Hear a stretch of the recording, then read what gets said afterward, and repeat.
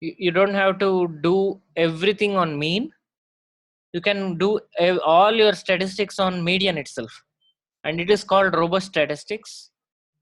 When you say robust, it's robust to outliers. The statistics, the part of the statistics is robust to the outliers. But what we are going to learn is non-robust statistics, because that is what is used by the industry today. And robust statistics in general, uh, non-robust statistics will in general outperform the robust statistics. Okay, whatever statistics we are going to learn is not robust. Just remember that. Is that clear? So all the statistics developed on average is not robust. All the statistics that is developed based on median is always robust. Any questions on this? This is something extra that out of the syllabus, but I just wanted to mention that tomorrow when we start the inferential statistics, these things will come in. Any questions on this? No, I'm good, Sandeep. No, Sandeep. Fine. Oh, good. Okay.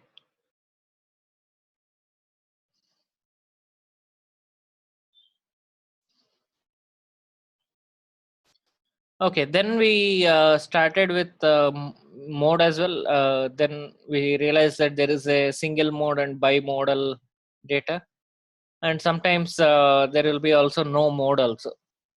So most of the times, average and median is always there. But if someone asks you, is there a mode always? The answer is that mode might not exist in some cases, and it might exist in some other cases. So it depends on the data. Then we talked about the dispersion. So first is the range, which is nothing but the max minus min, and the interquartile range, which we already discussed, and it is nothing but the Q3 minus Q1. And finally we started with standard deviation, which is having a formula of x minus x bar, sigma x minus x bar whole square by degrees of freedom. But here, the degrees of freedom depends on whether it is a sample or whether it is a population. All these things are dependent. We'll see how. But I just explained how the degrees of freedom works. So in any equation, if the value is known, if the outcome is known, for example, x plus y equal to 10, the outcome is known because outcome of x plus y is always 10. Because of knowing outcome, it means that we can only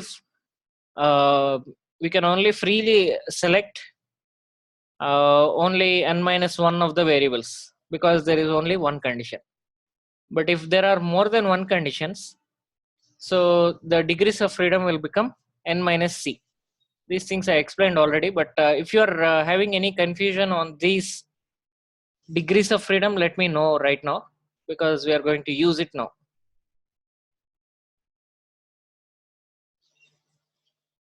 Any questions on degrees of freedom? No. No, Sandeep. No, I'm good, Sandeep. Okay, very good. Yeah. So it's more like how many variables you can change, nothing else. The technique we can use is simply n minus c, which is also kind of very easier formula. Now, how would this get applied with standard deviation? Now, these things have different meanings for population standard deviation and sample standard deviation. So I'm writing sample standard deviation, and sample standard deviation has a notation of S. If you say S, it is a sample standard deviation. Now, I gave you already the generic formula above. So this is the generic formula that can be applied either for standard sample or the population. But depending on the population or sample, some of these values will change. So let me show you how. So I have given S equal to square root of sigma x minus x bar whole square by degrees of freedom. Now, how much will be the degrees of freedom? Now here, Vidya yesterday asked me, how would we know the conditions? So I gave a number of variables minus number of constraints. How would I know the constraints? So it depends on the problem at hand. So in standard deviation, what is the condition that we are going to satisfy? So we are using x bar here, and we know that yesterday I have shown you by simulating, we know that sigma x minus x bar is equal to 0. And this applies for any x bar. When I say x bar, where, what is x bar? X bar is sample average. And remember this very keenly. There is a difference between sample average versus population average. I'll show it again by taking another sample and trying it out. But here x bar is nothing but sample average. So when x bar is sample average, x minus x bar, sigma x minus x bar is going to be 0. And this constraint is always satisfied. And in sample standard deviation, we are using x bar, and this x bar has to satisfy this equation. So this is my constraint. Now, how many degrees of freedom? You can easily say it is n minus c, which is nothing but there is only one constraint, right? So the degrees of freedom will become n minus 1. Is it clear what I was saying? So here the sample standard deviation will become like this: sigma x minus x bar whole square by n minus 1 will be my sample standard deviation. Any questions on this before I move So on to here, the population? here the constraint you mean sigma x minus x bar equal to 0. That is the Yes, only constraint here. Okay. that is the only constraint, because x bar has to satisfy that, right? Yes. When you are using x bar, it means that x bar is always already satisfying this constraint implicitly. And I'll Yes. show, I'll simulate it again. Yesterday I have shown already. I'll simulate it again so that you'll get that concept again. But that constraint is being satisfied by x bar. So my degrees of freedom will become n minus 1. So the denominator I'm replacing with n minus 1. So this is your sample standard deviation. Is that clear, or anyone has any questions or concerns? The exact theoretical proof I am not doing. If you are interested, you can see something called Bessel's correction. It's called Bessel's correction. Actually, this should be an exact average. So what I mean is, how many in this?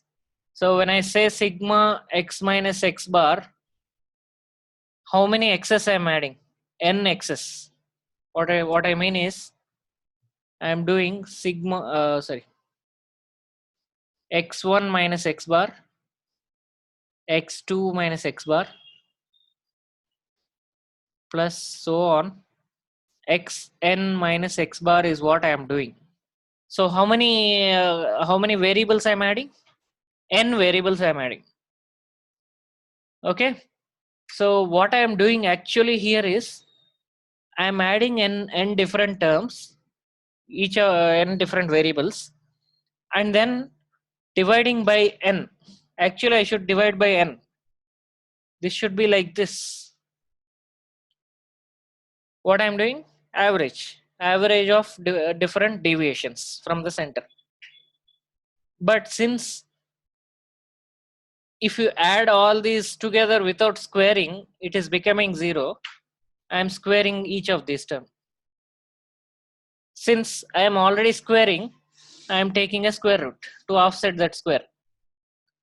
But if I do like this, what I call this standard deviation is, it is a biased standard deviation, biased sample standard deviation. Why? The reason is I have n variables, but one of them is not free to change. I have n variables, but one of them is not free to change. When one of them is not free to change, it means that one of them is not a variable at all. So I have only n minus 1 variables in the numerator. So to offset that, I am using n minus 1 in the denominator, but this concept will be pretty involved to understand. So I'm not going further than this. Are you clear till now? Why n minus 1? Actually it should be n, because we want to take an average. But it is n minus 1 because there are only n minus 1 variables in the numerator. Are you clear, Vijay? Yes. Subbu and Abid? Yeah, it's Sandeep. Yes, Sandeep. Okay. Now, what if it is a population standard deviation? How to do the population standard deviation? Let's see. Population standard deviation. And this one is denoted by sigma. Okay, in Greek, these are all most of the mathematics will involve using Greek letters. This is sigma, and this is also sigma, but this is a small letter of sigma, and this is a capital in sigma, capital in Greek, capital sigma and small sigma. So it's more like small a and capital A. So both are sigmas, don't get confused. This sigma we use for summation, which means if we want to add few terms together, and this sigma we use for standard deviation, that too population standard deviation. Is it clear? So don't get confused if I say sigma here and sigma there. Both are different sigmas. One is capital and another is small. Okay. Now, anyway, should I keep it or okay, I'll keep it. Now, what happens to the population standard deviation? Population standard deviation is denoted by sigma, and this is nothing but square root of sigma x minus, actually it is x bar in sample. So we should use mu. Mu is the population average. I have already given this Yeah, here. it's Sandeep. Okay. In differences between descriptive statistics and inferential statistics. Yes. I have given, okay, I have given in another page. Let me show it. Okay. Yeah, here's Sandeep. Average on a sample, which is on descriptive statistics, it is x bar. On inferential statistics, it is called mu. Similarly, for standard deviation, it is called S in descriptive statistics. In inferential statistics, which is for population, it is called sigma. So that's how you should take these things. So here, instead of using x bar, I should use mu because I am talking about population. If I am talking about population standard deviation, I should use population mean or population average. So the formula remains almost the same except these things by degrees of freedom. And it turns out that sigma x minus mu is not equal to 0 in population. I'll show you this. I will show you the both of the above constraint and this one. I'll show you how. But it happens that sigma x minus mu is never 0. unless it is accidentally 0. So it's not 0 by a rule. So now how many constraints? Constraints is 0. Variables are n. Now degrees of freedom will be n minus 0, which is n. Okay. Now this one will become The sigma of x minus mu not equal to 0 will not be considered as a constant here, Sandeep. it's not a constraint, right? Are you having a rule that it is a 0? No, it may or may not be. Okay. I don't know what it happens. So the problem is it may be 0 accidentally for some data sets. It may not be 0 for some other data sets.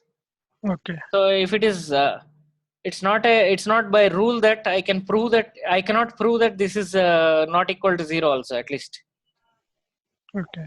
The problem is it's not by rule that it is not equal to 0 also. Are you clear? Yeah, yes, Sandeep. Now I'm clear. I cannot prove that it is not 0 also. Yeah. So now the degrees of freedom will become n. So my population standard deviation will become sigma x minus mu whole square by n. This is my population standard deviation.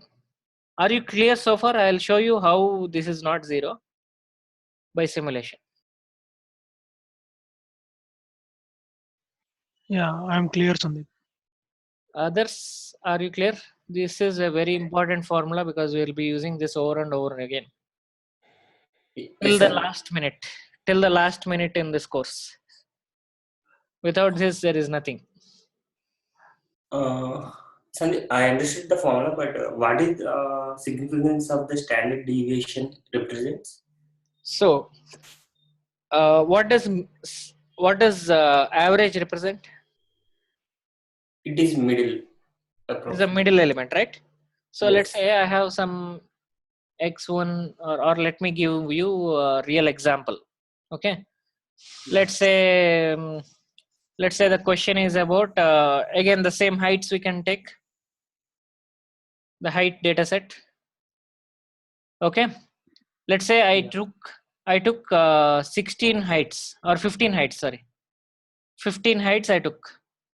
Okay. Instead of 10,000, here I have 10,000. I don't want to take 10,000 for the example.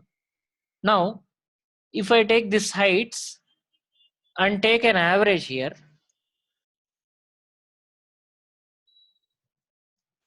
what is average representing? It's some middle value. Approximately middle. But is it representing the entire data set? No. Sometimes I have 187. Actually, my height is only 162. Sometimes I have 150, and here I have something more than 150 on average. So it's not representing the entire data set, right? Yes. My standard deviation, it will represent the entire data set. The meaning is from average, how much is the deviation? That's what I am saying, right? What is the deviation from my center? That's what I said for the dispersion. How much the data is deviated from the center? What is the Okay. center? It's central tendency. What is central tendency? One of mean, median, mode. In this case, it is talking about mean. Okay. I have the middle value. I also have something else, some other statistic which says how much I am deviating from the average. Both of them, average and mean, average and standard deviation, both of them together entirely describe the data. Okay. Got it. Okay, but you'll not understand how it is describing the data right now. But in the future classes, you'll understand how it is really describing the entire data set, both of them. So it is more like always you have to give, let's say I gave you a data. If I ask you to describe the data, always you have to give average and standard deviation together. If you give both of them together, I can understand the data. If you don't give one of them, I cannot understand the data. It's more like that. Okay, Sandeep, got it. You got it? Yeah. Okay. Now this is about the standard deviation. Let me show you why this is, how these two are working. I mean, sigma x minus x bar and sigma x minus mu. X minus x bar I already gave some intuition yesterday, but I'll give you again. Okay. Let's say I take some sample. Let's say I take some randomly I'm taking. I don't know where I am taking. Okay, some 50 observations let me take. Okay, this is my sample. Let me show you 1 second. Okay, I'm taking a sample here. This is my population height. Whatever you see in the column A, assume that this is my population heights. Okay, for your reference I am writing here. And here I assume that this is a sample because I am taking only out of 10,000 population heights, I am taking only 50. So assume that this is sample heights. Is that clear which is population and which is sample? The data on the A column is all population. That is my assumption now. And that the data on the E column is entirely sample because I'm taking subset of this main population. Okay, this is the simulation I'm going to use over and over again. So remember that even though in general, do I have this population data? Will I ever get this population data? I'll never get. No. I'm just simulating so that you'll learn. Remember that you'll never get the population data in any case, except in this kind of simulation. So I'm using some simulated environment. Okay. What is population average called? Mu. Right? So I'm Yes. taking the mu, which is the average of all the population data. Start from here, go to the end. This is population average, which is mu. What is sample average? X bar, right? Sample average is called X bar. X bar. Again, the same formula. In average, there is no difference in sample average and population average, but it depends on the data. Okay, let me try to select all this data. Now, is population average and sample average same? Can you No. move the cursor once in from the sample? Yeah. Yeah. No. They are not same. They're not same, right? Population average is 164 and my sample average is around 165. So population average and sample average never becomes same. And the second thing is, let's say this is sample 1, or let's not do that. Okay, we'll do that later. Okay, let's only concentrate on the standard deviation part. Now let's try to see x minus x bar. What happens? Let me keep it here. X minus x bar. What it will become? X is here. X is the sample data value x1 minus x bar. I'm keeping it as a constant so that I can drag it. I can drag it for the entire data set. Okay. This is my x minus x bar. Now what I have to do is I have to do a double click here. It's not working. Okay, let me drag it like this.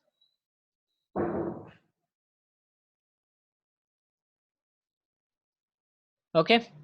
What I got is x minus x bar. Let's do sigma x minus x bar. Sigma of x minus x bar. How do we do this?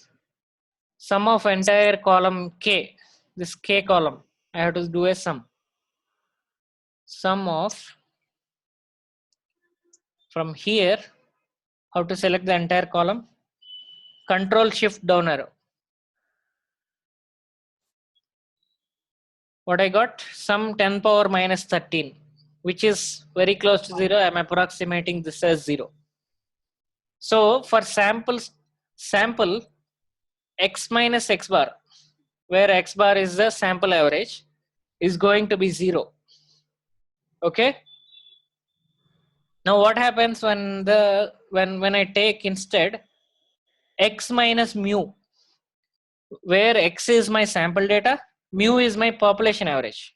Remember this, x is my sample data, mu is my population average. That's how I can do x minus mu.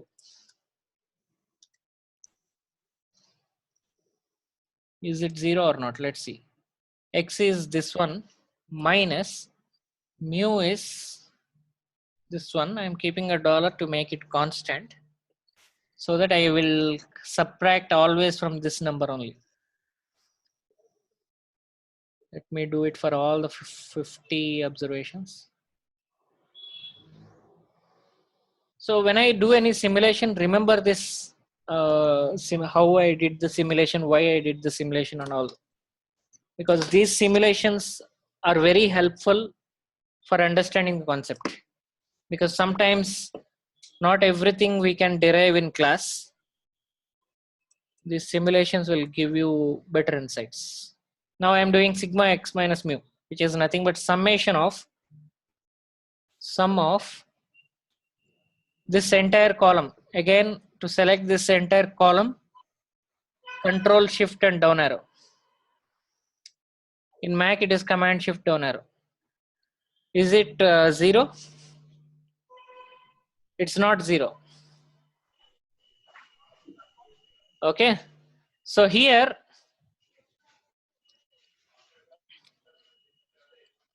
this constraint is violated. Sigma x minus mu equal to 0 is violated. That's why I don't have any other constraint. So I am using n in the denominator. Are you clear so far? Yes, Sandeep. I showed you how x minus x bar, sigma x minus x bar is 0, and how sigma x minus mu is not 0. Sandeep, can you go to Excel once? Yes. This sigma x minus x bar is coming minus 1.98. It should be 0, no? It is minus 1.98 e minus Okay, 13. sorry. It means that it is 10 power Yeah, minus 13. Yeah, got it. Sorry.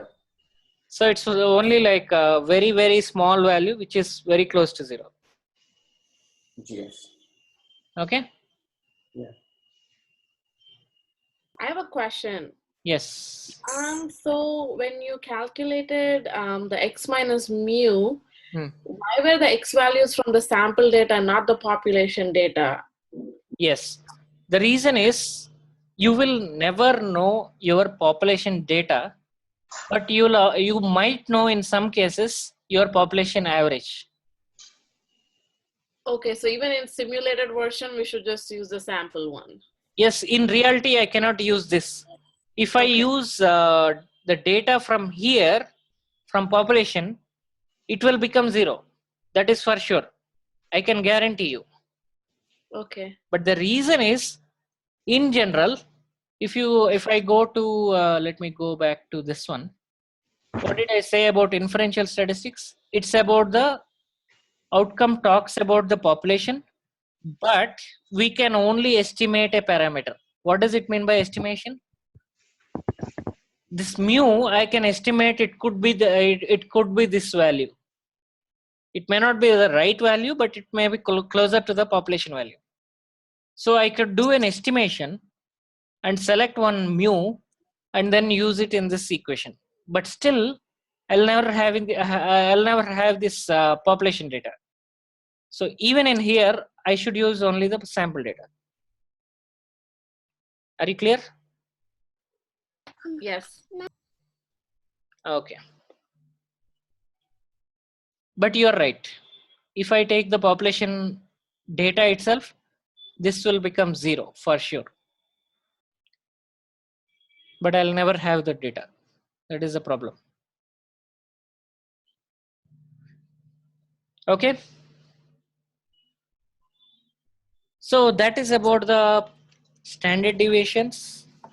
I think let's take a break because it looks a logical ending here of one topic.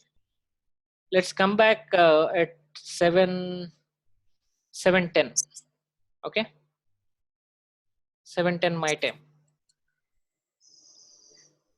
Sure, Sonu. Okay. Okay.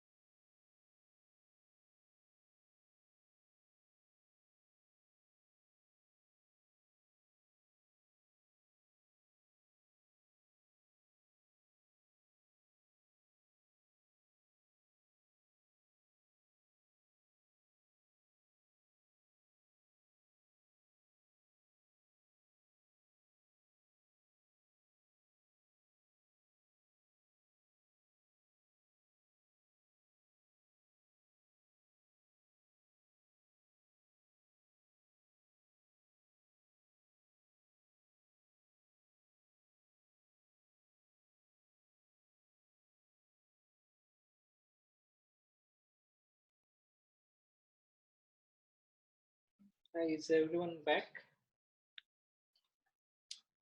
Yeah, I'm here.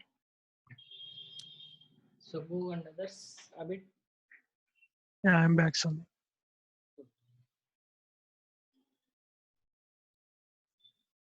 Okay. Now let's talk a similar concept. It's called covariance. It's very much related to the stand. First of all, let me talk about variance. I think you know about variance by now. Variance, what is variance? It's nothing but square of the standard deviation.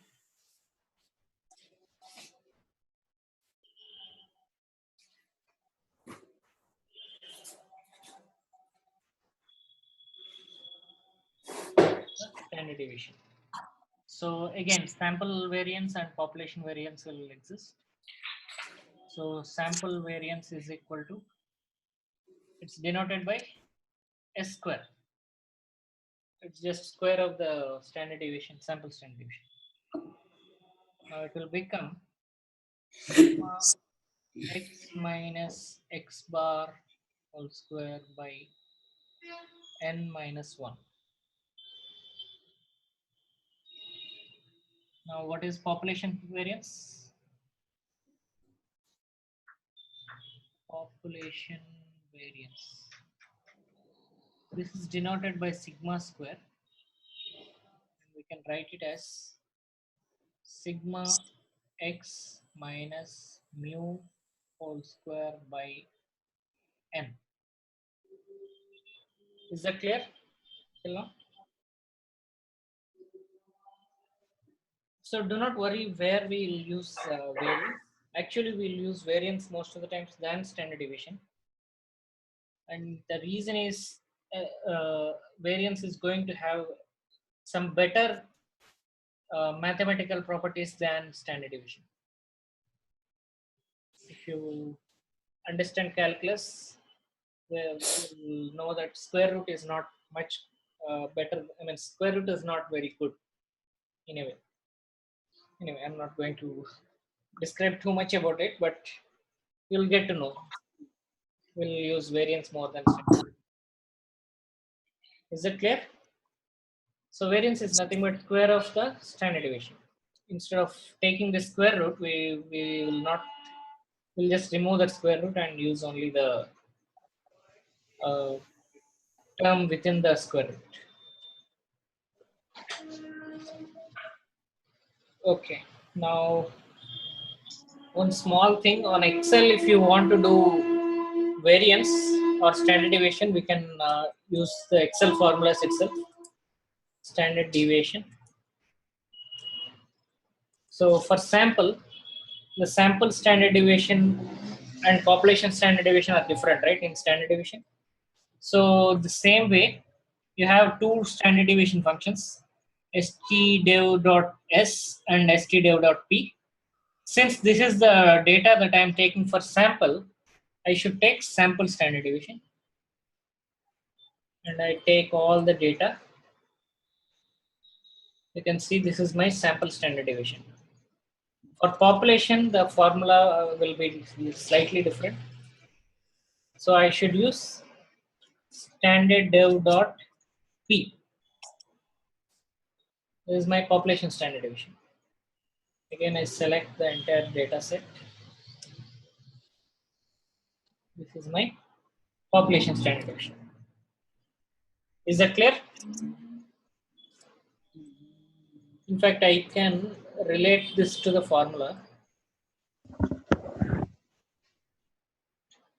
Anyone, any questions? Why did you use the population observations instead of sample observations? In this case, Yeah.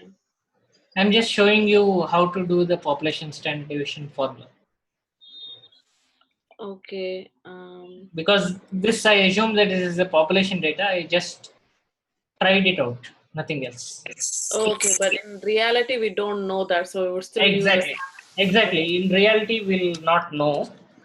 Almost 99% of the times, you'll not know the population data. But there are cases where you can get the population data. I'll describe you those for now. For example, let's say you are manufacturing some goods. Okay. Some boxes, let's say. And each box, let's say you're creating using some wooden boxes, and you want to use only so much of wood. The weight of the wood you should not cross, let's say 50 grams. So each box, what happens, during the cutting process and all, each box will have slightly different weight. So you want to see what is the average, a population average. Since you are manufacturing the boxes, you'll know all the boxes weights still now, if you noted it down somewhere. So in that case, what happens, you interestingly got the population data itself. So there are few cases where if you are manufacturing the things yourself, you might choose to collect the entire data and then you can do calculations on your population data itself. But the problem is, let's say every day you're developing millions of boxes. Keeping all these millions of boxes data forever will cost you so much.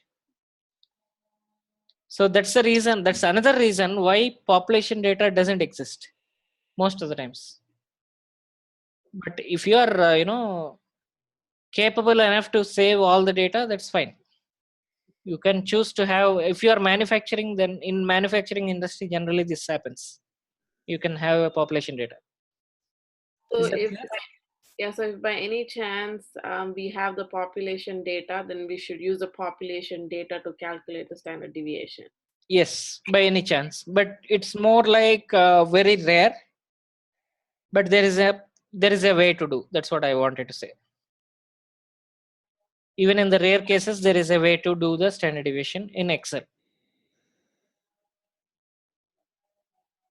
Is that clear? Yeah, but it's not this formula then, but or is it? It is this formula, standard deviation dot p. P is the population. Okay, sounds good. On sample, I have used a different formula, standard deviation dot s. Can you see here in the formula section? Yeah. So that is the difference. Okay. Any other questions on this?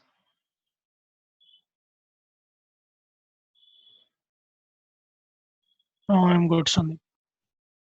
Okay, cool. So that is about the standard deviation and variance. Now there is a small related concept around this variance and standard deviation, and this is called covariance. This is a slightly related concept, so I'll cover it here itself, so that all the related terminology and concepts will be together. So the covariance, what is covariance? So variance is always telling about how the data is distributed over the center, right? Now the covariance, now what is covariance then? Covariance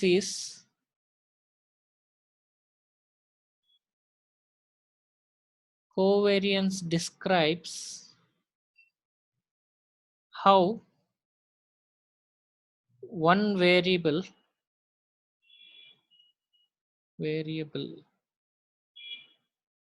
is impacting another. So let's say till now whatever we have done, the average, standard deviation, median, mean, everything we are calculating on one variable. Average is on only one variable. Standard deviation is also only one variable. Likewise, we did only one variable analysis. Okay, this is called univariate analysis for your information. So that's what we have done till now. But what covariance does is it does things in a little slightly different manner. What it does is it takes two variables and it tries to find out the relationship between two different variables. So it analyzes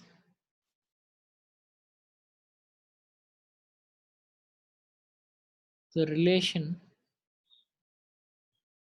relationship between two variables. So what relationship does it analyze? So let me give you an example. let's say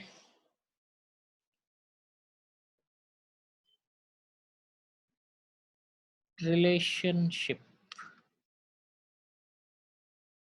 of variables. Actually, relationship of variables can also be analyzed using something called scatter plot. Though to only some extent, it won't give you the exact details.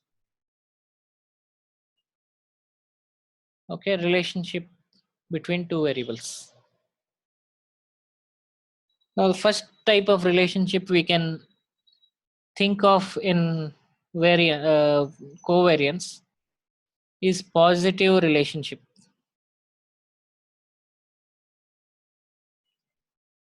What is a positive relationship? So, for example, let's say your salary and expense. When I say salary, right now I'm considering only monthly salary. Let's say you have a salary of $2,500. Your expense could be, let's say, $1,500. What if your salary is increased to $3,500? Your expense might have increased to $2,000. What if your salary is increased to $5,000 per month? Maybe you're, this time you're spending too much and spending around $4,000. You see what is happening here? The moment your salary is increased, you're increasing your expenses. Why? Because your capacity to purchase new things has increased. So you are purchasing more things. Okay, is that clear what I'm saying? When salary, which is one variable, and expense is another variable, when salary is increasing, your expenses are also increasing. This kind of relationship is called positive relationship. And this actually you can try to analyze to some extent using scatter plots. And what is a scatter plot? Scatter plot is nothing but let me give you a scatter plot. Are you comfortable with coordinate geometry?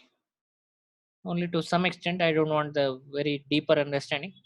I just want, are you clear with how to plot points on coordinate system? Otherwise I can teach that to some extent.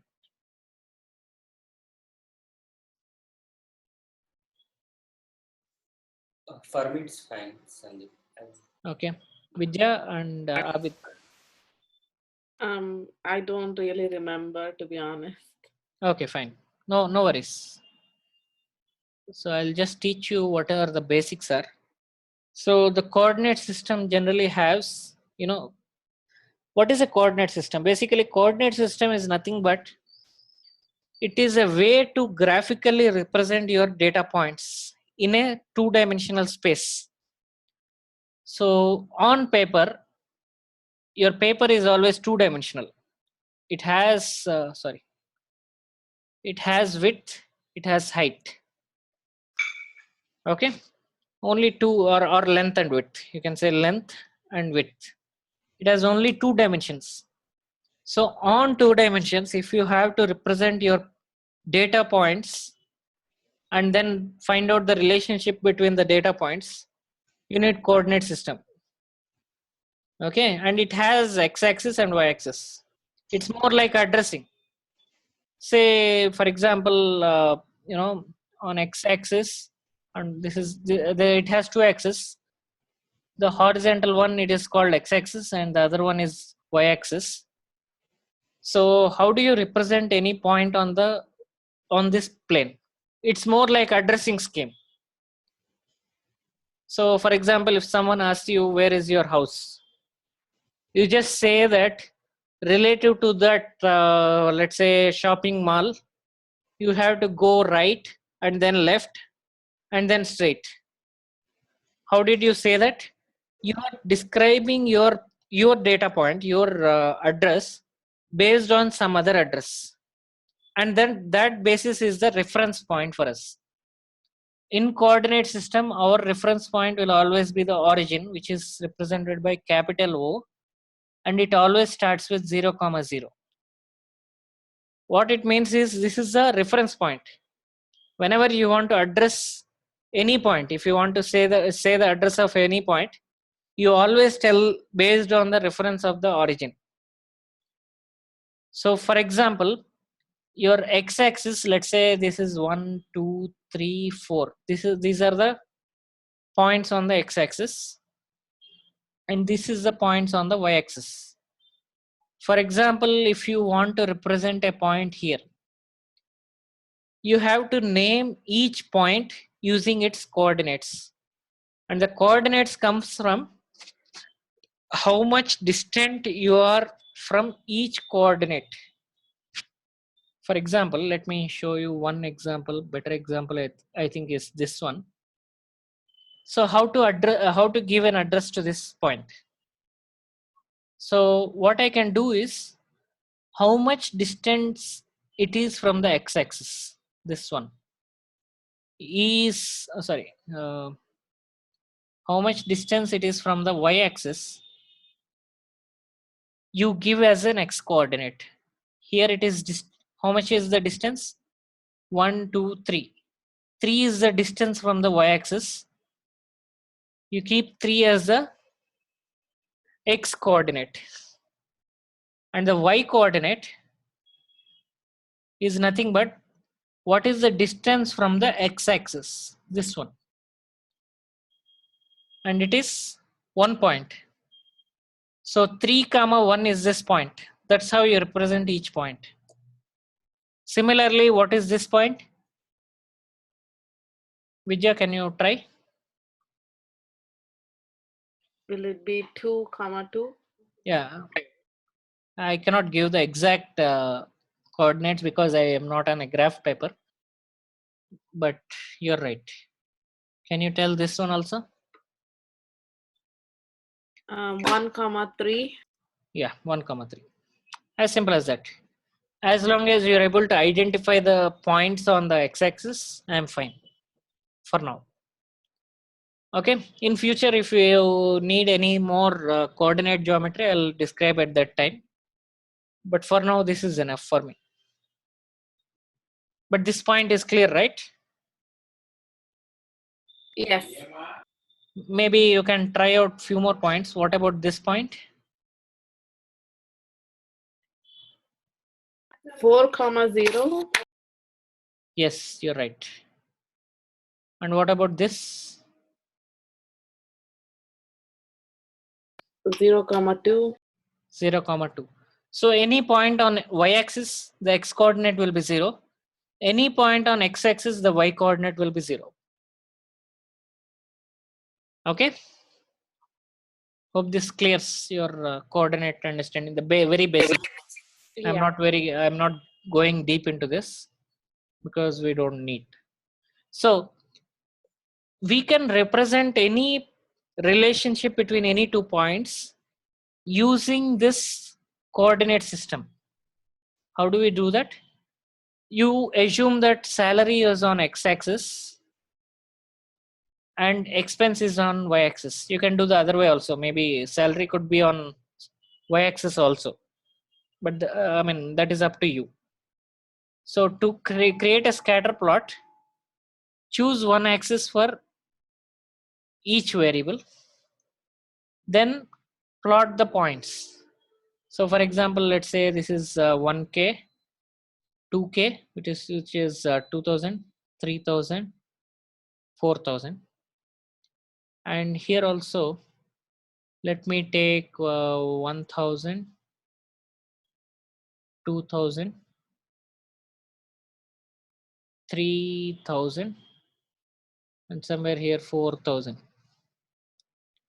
Okay, now let's plot what is happening here. Salary is 2500. When salary is 2500, expense is 1500.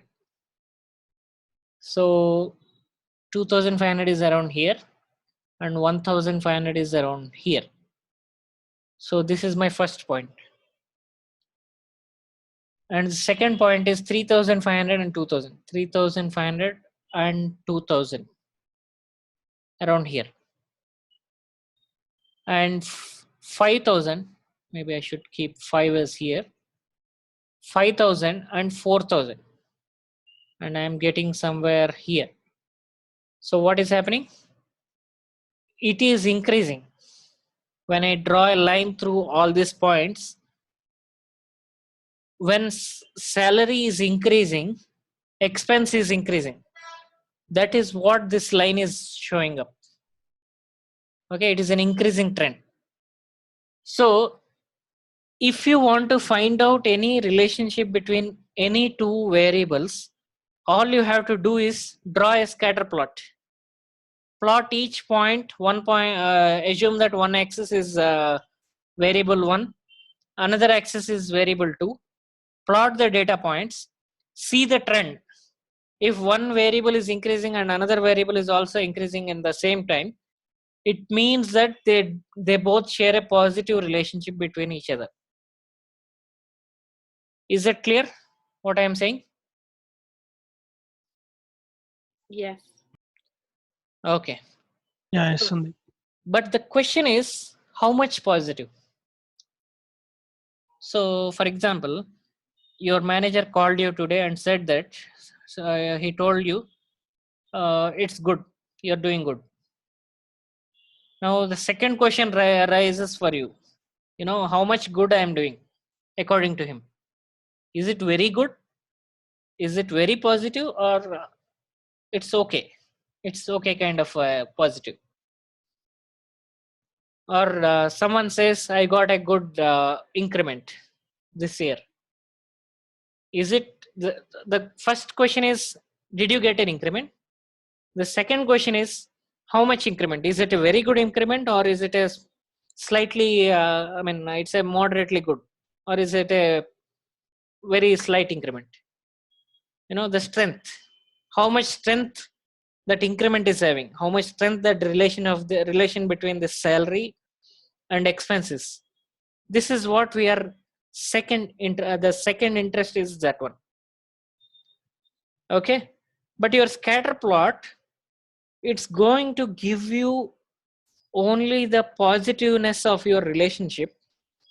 It's not actually going to give you the real value of that relationship. Is it highly positive relationship, or is it a moderately positive relationship? Those things I cannot infer from the scatter plot itself. We need some other tools. Is that clear?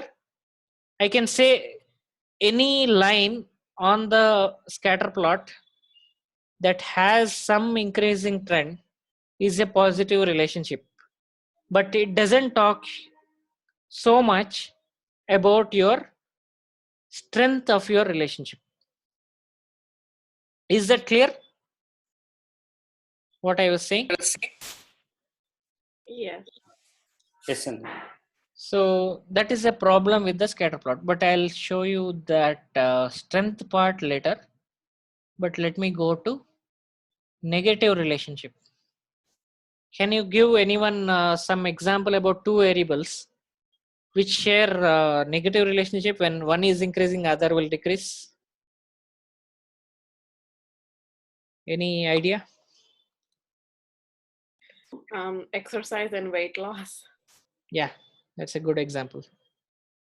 The more number of hours of exercise versus the number of pounds you lost is always a negative relationship. When one is increasing, the moment you keep on doing more exercise, your weight loss, the number of pounds you lost will always be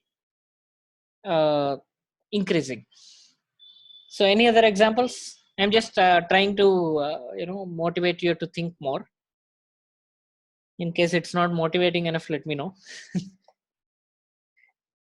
Any other example you can give? You can try out many examples actually. I guess the distance we drive in the car and the gasoline that is left in the car. Yeah, That's also a good example. Again, in automobile, there are many other examples you can give. For example, many times, the amount of time, the number of years that you used a car and the value of the car, the value of the car after those many years will always be reducing, right? Today you bought a car for, let's say, $1 million, and in 5 years the car will get the value of the car will get depreciated. And there are many other examples even in manufacturing. When you the moment you keep on manufacturing some item, the efficiency of the machinery will get reduced over the period of time, due to wear and tear or whatever the reason. So the fuel efficiency of any machinery goes down over the period of time, right? So many of these machinery kind of applications will have this negative relationship. Or the other thing is maybe the number of years of service for a company versus your motivation level, if motivation level can be quantified. Initially when you join a new company, you'll be highly motivated, but over the period of time your motivation level will also go down, right? So all these share a single problem where one variable increases, another variable will decrease. Is that clear? Okay. No, maybe number of years of service.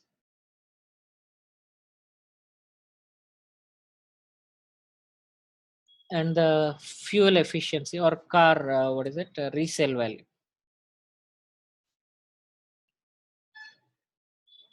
What is happening? The first year, let's say the resale value is 10K. Second year, it got down to 8K. Here this number of years of service is increasing and the resale value is getting down. 6K.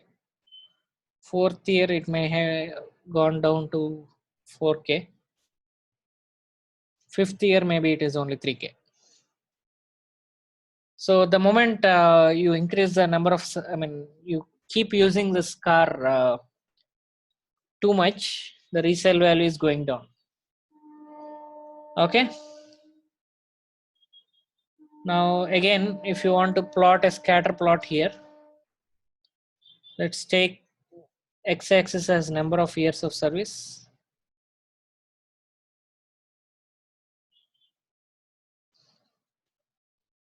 The second one is value, resale value. Now how much it will be? Okay, it is 1K, 2, 3, 4, 5. Let's say somewhere here I have 10. It keeps on decreasing. First year it is only it is 10K. Second year it is around how much it is? 8K, right? It may be somewhere here. Then it is 6K. Third year it is 6K. Fourth year it is 4K. I'm not drawing exactly, I know. And then 3K somewhere here. So if you combine all this using some line, you don't have to pass through exactly on all the points actually. You'll get a downward trend. If you see a line like this in the scatter plot, assume that you are having a negative relationship between those two variables. When one is increasing, other is decreasing. Is it clear?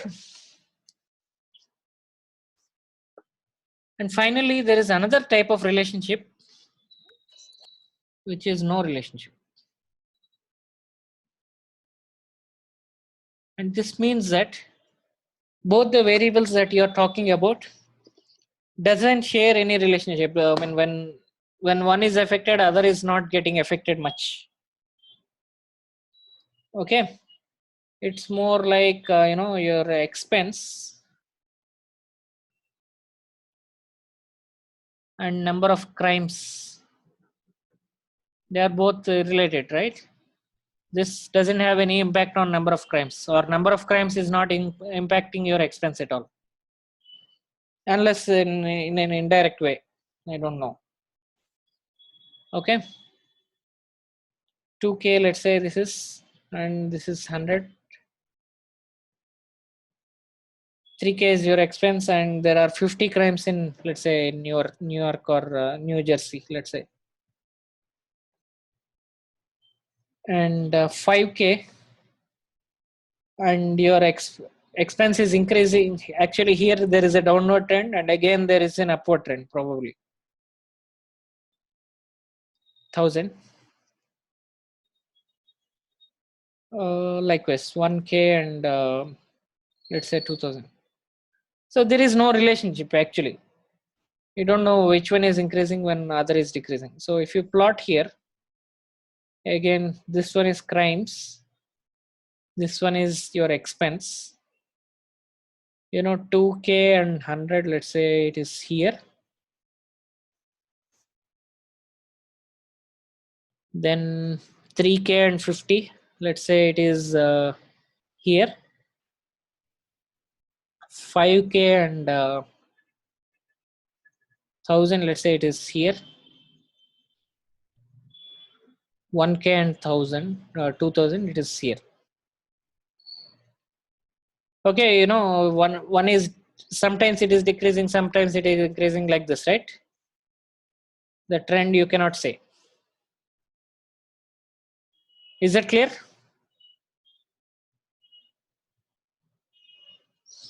Any questions on this? No, sir, it's fine. It's more like one variable is not affecting the other at all. So in general, because I am taking only few data points, you did not see this pattern, but there are some specific patterns to look out for. Specific patterns to look out in scatter plot. What are those patterns? So it's like this. Let's say your data, most of the times, you'll see this kind of band kind of relationship.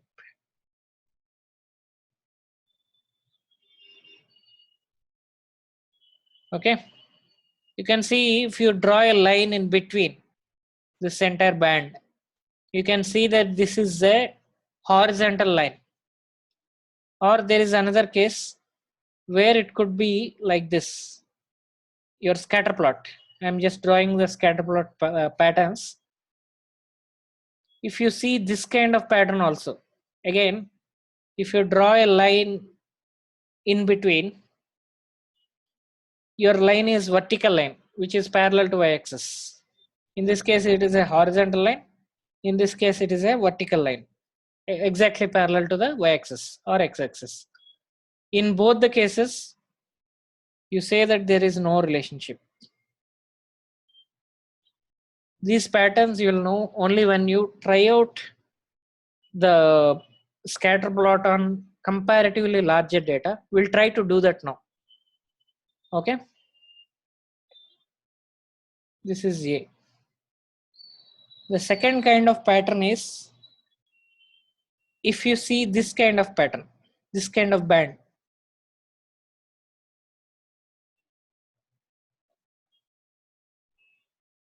Okay, what is happening?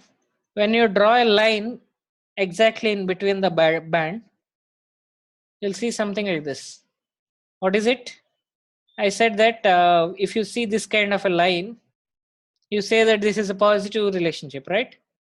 The same line, except that there are too many points here. That's why you're getting this kind of a band or patch. Is that clear? And in this case, you call it as positive relationship. These are the real world patterns that you will see, not the lines that I draw, that I did draw. This kind of simple lines you will not get. You'll get a band. Okay, that is a real world pattern that you will see. And the third one is you could see this kind of band.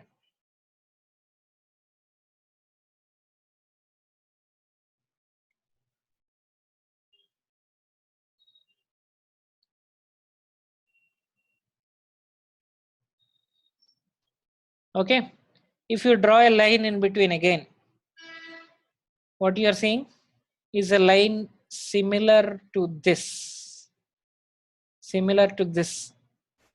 right? Which is a negative relationship. That's what I can tell in this last case.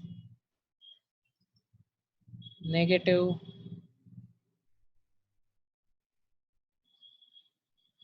relationship. Is this clear till now what I said about the scatter plots?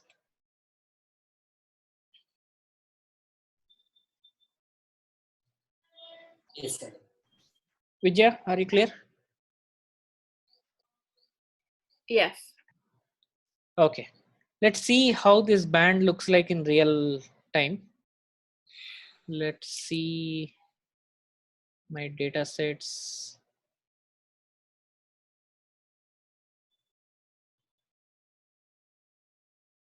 Correlation. Yeah.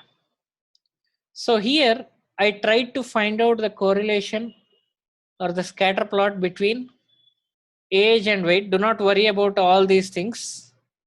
These are all the calculations I'll do again today or maybe tomorrow.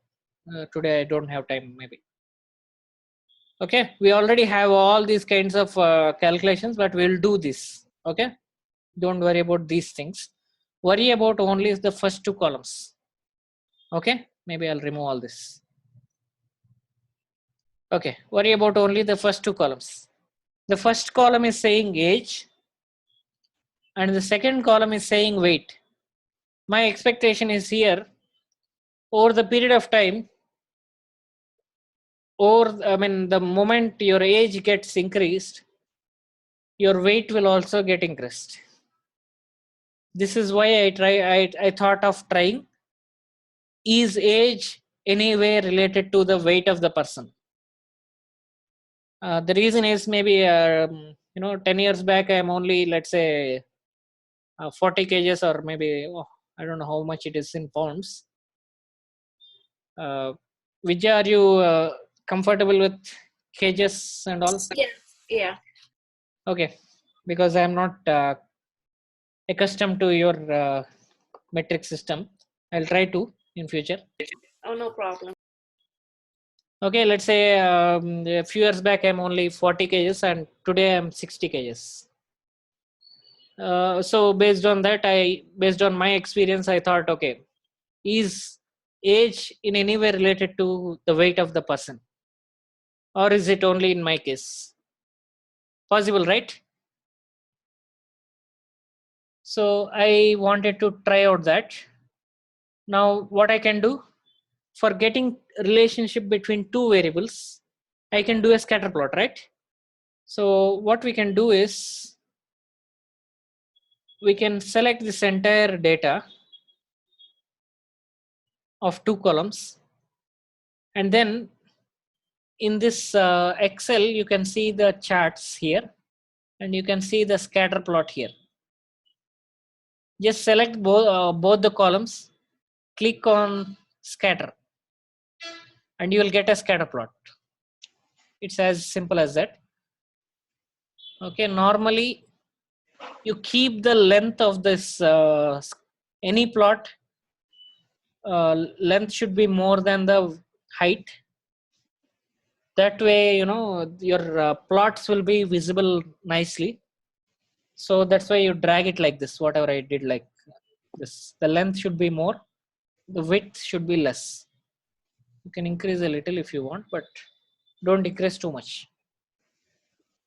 Okay, now you can see the scatter plot. Can you identify now what is the relationship between the age and weight based on whatever data I have currently? Is it a positive relationship, negative relationship, or no relationship? Sorry? No relationship. No relationship. Because these are the bands that I said. Now you can see, right? You don't get an exact line. Everything won't fit in single straight line. Life is not straight lines actually in statistics. Mostly you'll see everything like this. So what you're seeing here is a band kind of thing. And this band is similar to this band.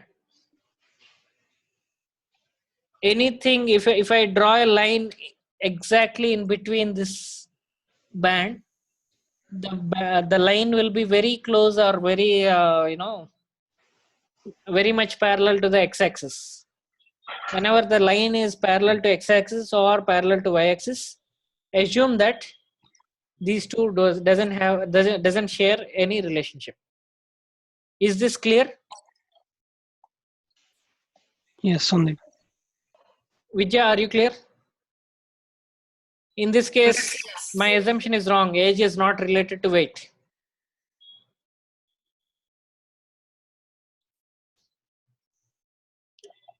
Vijay, are you clear? Yes. Okay. So that is about the scatter plots and how to build a scatter plot in Excel. Anyway, in future, everything will do, all of these things will convert all these learnings into Python. That time you'll do these again, not in so much detail, but at least you'll do, and so that it will be a revision for you. So that is about it for today. So any questions till now?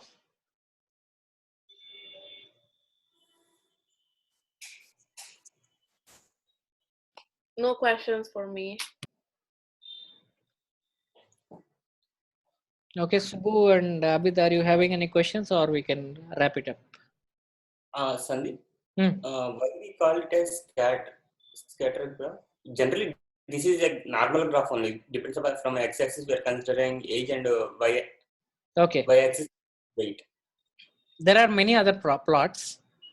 So here we are calling scatter plot because our data looks scattered, right? Our data points look scattered on the XY plane. We're putting all our data points scattering all our data points on the XY plane.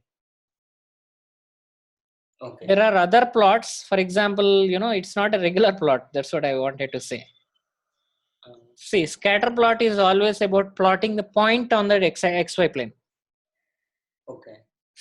For example, if you want some other plot, let's say histogram or bar chart, what you're doing, you're not putting your point on the XY plane. What you're doing is you're trying to count the number of points that represent one bar and all those things, right? So not all the graphs represent a scatter plot. We are calling this scatter plot because we are putting our points on the XY plane, and that looks scattered sometimes. Okay. That looks scattered on the plane. It's more like if you take a fist of sand and throw it on your floor. Is it is it scattering or not? Yes. You take a fist of sand and then throw it on the floor. Just throw it wildly. Then the the sand will be scattered or not? Yes, Sandeep. I got it. The sand particles. This plot will look like the same for some parts of the data. In this case, it is tightly packed. Sometimes what happens is the data points will be scattered over the entire XY plane. That's why it is scatter plot. Okay. Actually, I have a question. Yeah. Does it matter like which variable is on the x-axis or y-axis? It doesn't matter. For example, you saw this plot right now. let me keep it sideways. Let me copy this. Let me change the ordering actually. That's what I wanted to do. Let me take weight first and age next. Age next, okay. Now if I try to do a scatter plot,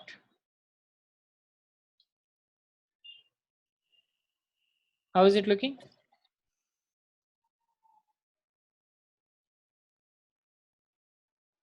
Wait a minute. It's still the same, almost. Wait a minute. I think the data did not get reversed. E2 and F2. This looks correct. Actually, what I meant is the data, instead of you getting this band, you should get this band. Okay. Okay. Let me try to do that again.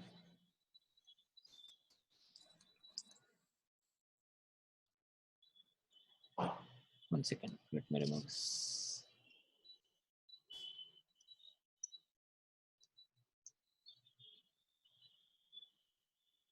Insert and click on scatter. I'm not sure this is like this.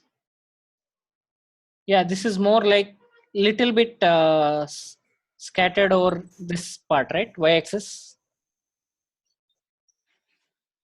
Are you clear or? Yeah. So no relationship. No relationship, but the only thing is the graph got little bit inverted. Instead of you getting this kind of a band, which is parallel to x-axis, your band is now parallel to y-axis. Now, if there was a positive or negative relationship, would it make a difference if the variables were changed? It won't make. Okay. It will be same way. If there is a positive or negative relationship, even if you interchange your variables, you will get still the same graph. Okay? Because again, if something is increasing, this one is also increasing. Which means even if you interchange the graph, the only difference is the angle in which it is cutting the x-axis. It may be like this if you are if x is here and y here. The angle might be slightly different if if y is here. What I mean by y is variable y, not the y-axis. If I interchange, maybe the angle will be different, but the relationship is still positive.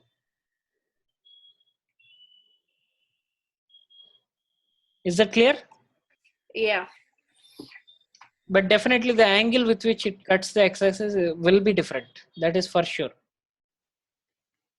Unless, it is exactly 45 degrees, in which case, even if you interchange, it will not change.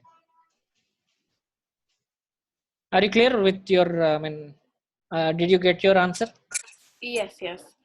And another thing is that can you share the link to your OneDrive so we have access to this exercise? Yes, I'll do that today. Sorry for delaying that. Today I'll do that. I got one question, Sandeep. Yes. Yeah, where can we apply these scatter plots in real-time data? I mean, I just want to know real-time application of these scatter plots. The real-time application is you get hundreds of variables like this age and weight. Yes. You need to know which of them are related. Okay. To know that, the minimum thing you can do is scatter plot. Okay. Let's say, for example, if I have 100 variables, to determine the relationship between any of those variables, I have to draw a scatter plot first, and then I have to determine relationship. Yes, but how many scatter plots do you have to draw? Just as a mathematical, challenge I'm giving you. If you have 100 variables, how many scatter plots you have to draw? Between every two variables. Assume that you can draw scatter plot between every two variables. Okay. If you have 100 variables, and how many possible combinations you have to try? 100 C2. Yes, exactly. 100 C2 you have to try. Okay, so here scatter plots should be drawn in between only two variables. Scatter plot can be drawn only between two variables. More than two variables you cannot do. Okay. That's why you have a concept called regression. Okay. Yeah. That is the only reason why you have regression, actually. Okay. Yeah, By the got way, it, sir. regression, I have already mentioned, regression is the next topic after the statistics. We are Yes. not done with the statistics. We still have a lot of things to do. In fact, we have not even scratched the surface. But I'm just saying regression is the next topic that we are going to deal with. And that is going to deal with multiple variables at a time, not just two variables like this. Yes. So, okay. Is that clear now? Yeah, it's clear something. Okay. Any other questions? Anyway, nice questions. Both Vijay, all of you. Subbu. So keep asking questions. The moment you ask questions, you get more concepts clear. And it's not just for you, others will also get benefited. So it's okay to ask questions. If we have too many questions, what we can do is we can have a doubt clearing session on some weekend.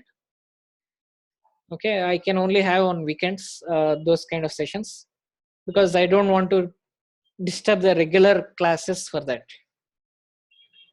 But we can always have any session. That's fine.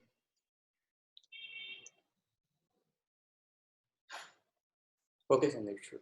Okay. Any other questions, Vijay or Subbu and Abid?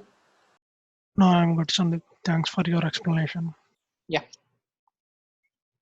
Good then. Yeah.